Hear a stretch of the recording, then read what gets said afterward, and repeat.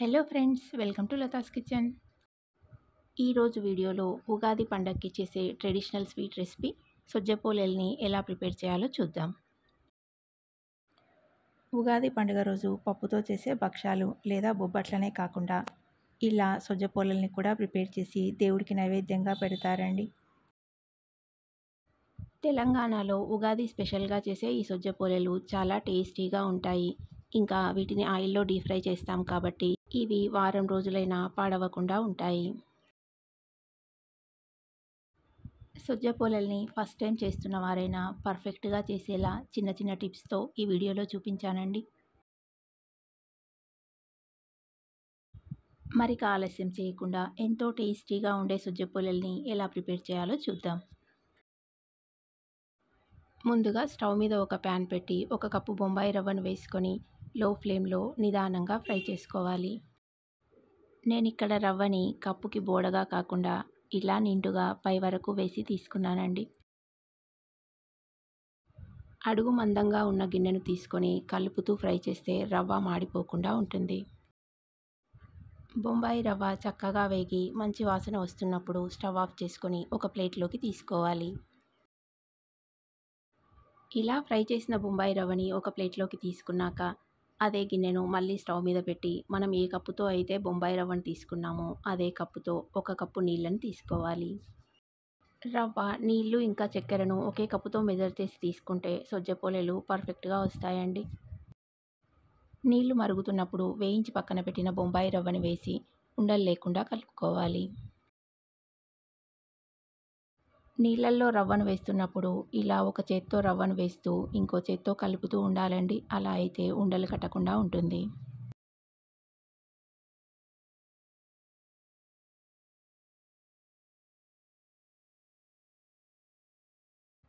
రవ్వను వేసి కలిపాక stove off చేసుకొని ఒకసారి మొత్తం మిశ్రమాన్ని ఉండలు లేకుండా చక్కగా కలుపుకోవాలి. నాకిక్కడ వేయించిన రవ్వలో కొంచెం మిగిలిపోయిందండి.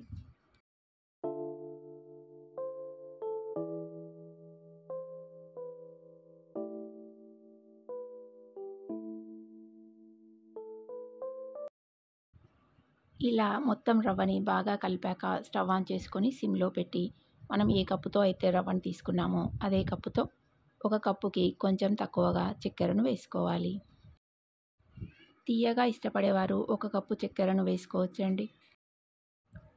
రవ్వని మెజర్ చేసేటప్పుడు కప్పుతో నిండుగా తీసుకుంటే షుగర్ని కప్పుతో బోడగా తీసుకోవాలండి. మనం తీసుకున్న రవ్వ కన్నా చక్కెర కొంచెం తక్కువగా ఉండేలా తీసుకోవాలండి. చక్కెర ఎక్కువైనా రవ్వ మిశ్రమం లూజ్ అయ్యి పోలేలు చేయడానికి రాదండి. చక్కెరను వేశాక స్టవ్ని లో ఫ్లేమ్లో పెట్టి కలుపుతూ ఉంటే చక్కెర కరిగి రవ్వ మిశ్రమం కొంచెం లూజ్ అవుతుందండి.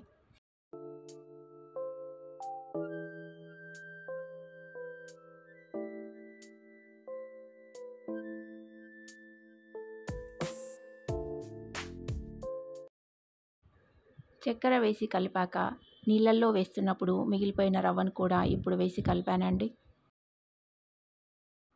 నేను చూపించినట్టుగా ఏదైనా 1 కప్పుతో రవ్వ, నీళ్లు ఇంకా చక్కెరను మెజర్ చేసి తీసుకుంటే ఈ రెసిపీ పర్ఫెక్ట్గా వస్తుందండి. రవ్వ మిశ్రమంలో ఇలాచీ పొడిని, నచ్చేవారు సోంపును కూడా వేసి కలుపుకొని స్టవ్ ఆఫ్ చేసుకోవాలి. ఒక మిక్సీ జార్లోకి ఇలాచీలని, సోంపుని, కొంచెం చక్కెరని వేసి మిక్సీ పట్టి వేసుకోవచ్చండి. ఇలాచీ పొడిని వేసి కలిపి స్టవ్ ఆఫ్ చేశాక దీనిపైన మూత పెట్టి చల్లారనివ్వాలి. లేదంటే గాలి తగిలితే పైన గట్టిగా తడారిపోయినట్టుగా అవుతుందండి.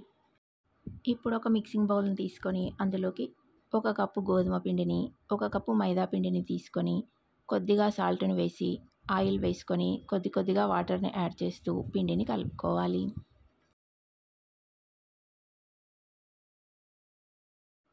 ముందుగా పిండిలో వేసిన ఉప్పు, నూనె పిండిలో బాగా కలిసేలా కలుపుకున్నాక నీళ్లను పోస్తూ పిండిని కలుపుకోవాలి.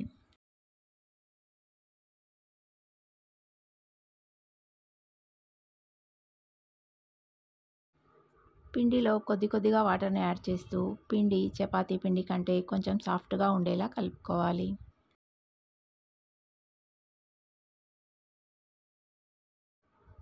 పిండిని కలిపాక ఆయిల్ వేసుకొని పిండి అంతటికి ఇలా ఆయిల్ను పట్టించి దీనిపైన మూత పెట్టి హాఫ్ అన్ అవర్ పక్కన పెట్టుకోవాలి.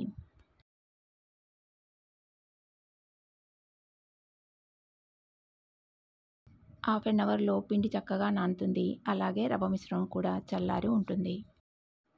హాఫ్ అన్ అవర్ తర్వాత రవ్వ మిశ్రమం ఇంకా కొంచెం వేడిగా ఉందండి. చేతికి కొంచెం నెయ్యిని అప్లై చేసుకొని మిశ్రమాన్ని ఇలా కలుపుకోవాలి.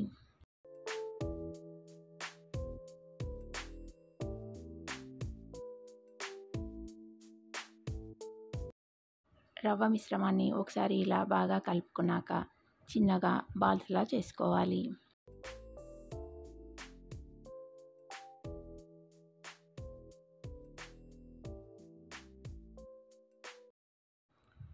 రవ్వ, నీళ్ళు ఇంకా చక్కెరను కరెక్ట్గా మెజర్ చేసి తీసుకుంటే ఉండలు ఇలా పర్ఫెక్ట్గా వస్తాయండి. రవ్వ మిశ్రమాన్ని కలుపుకొని ఇలా ఉండల్లా ప్రిపేర్ చేశాక దీనిపైన మూత పెట్టి పెట్టుకోవాలండి. అలా చేయడం వల్ల రవ్వ మిశ్రమం ఆరిపోకుండా ఉంటుంది. ఇప్పుడు తడిపి పెట్టిన పిండి పైన మూతను తీసి మరొకసారి బాగా కలుపుకోవాలి. హాఫ్ అన్ అవర్లో పిండి చక్కగా నాని ఇలా సాఫ్ట్గా అవుతుందండి. పిండిని బాగా కలిపాక కొంచెం పిండి ముద్దను తీసుకొని ఇలా రౌండ్గా బాల్లా చేసుకొని చేత్తోనే కొంచెం స్ప్రెడ్ చేసుకోవాలి.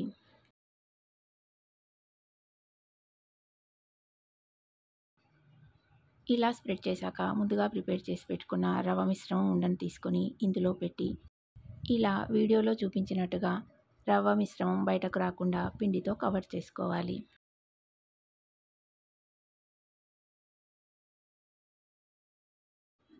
ఇలా రౌండ్గా ప్రిపేర్ చేసుకున్నాక ఒక బటర్ పేపర్ని కానీ లేదంటే ఆయిల్ ప్యాకెట్ కవర్ని కానీ తీసుకొని కొద్దిగా ఆయిల్ని అప్లై చేసుకోవాలి. ఇప్పుడు స్టఫ్ చేసి పెట్టుకున్న బాల్ని తీసుకొని చేత్తో నెమ్మదిగా ప్రెస్ చేసి తర్వాత చపాతీ కర్రతో నిదానంగా ఎక్కువ ప్రెజర్ లేకుండా స్టఫింగ్ బయటకు రాకుండా జాగ్రత్తగా పూరీలా ఒత్తుకోవాలి. చేసేటప్పుడు స్టఫింగ్ బయటకు వస్తే ఆయిల్లో డీప్ ఫ్రై చేస్తున్నప్పుడు ఆయిల్లోకి స్టఫింగ్ పోయి ఆయిల్ పాడయ్యే ఛాన్స్ ఉంటుందండి.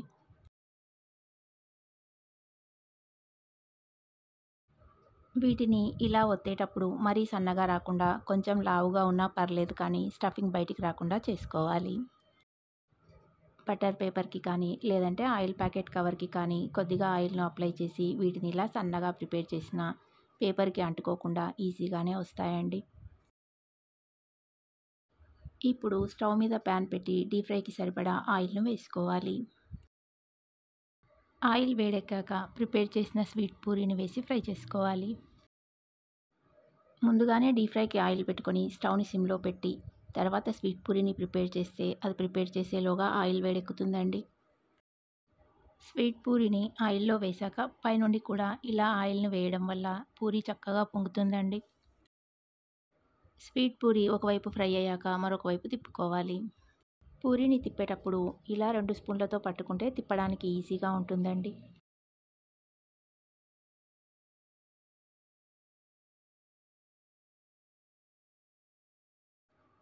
రెండు వైపులా తిప్పుతూ చక్కగా ఫ్రై అయ్యాక ఒక ప్లేట్లోకి తీసుకుంటే టేస్టీ అయిన సొజ్జ పోలేలు రెడీ అండి. సొజ్జ పోలేల్ని ప్రిపేర్ చేసేటప్పుడు స్టఫింగ్ బయటికి రాకుండా చేసుకుంటే ఇలా ఈజీగా ఫ్రై చేసుకొని తీసుకోవచ్చు. ఇలాగే అన్నింటినీ ఫ్రై చేసుకొని ఒక ప్లేట్లోకి తీసుకోవాలి.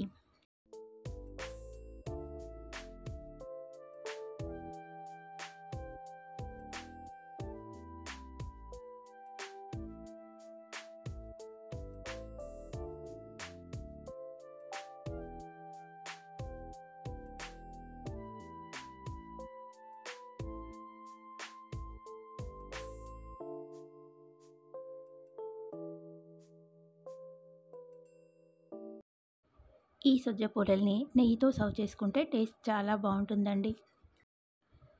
సొజ్జ పొరల మీద ఇలా నెయ్యిని వేసి కొంచెం డ్రై ఫ్రూట్స్తో గార్నిష్ చేస్తే చూడ్డానికి ఇంకా తినడానికి కూడా సూపర్గా ఉంటుంది. నచ్చేవారు ఈ సొజ్జ పొరల్ని నెయ్యితో కాకుండా పాలతో కూడా సర్వ్ చేసుకోవచ్చండి. సొజ్జ పొరల్ని వేడివేడిగా తింటే చివరలు కరకరలాడుతూ మధ్యలో మెత్తగా ఉండి చాలా టేస్టీగా ఉంటాయి. సొజ్జ పొరలు చాలా సాఫ్ట్గా నోట్లో పెడితే కరిగిపోయేలా ఉంటాయండి. వీటిపైన కొద్దిగా నెయ్యిని రాసి ఇలా ఫోల్డ్ చేసిస్తే పిల్లలు ఇష్టంగా తింటారు.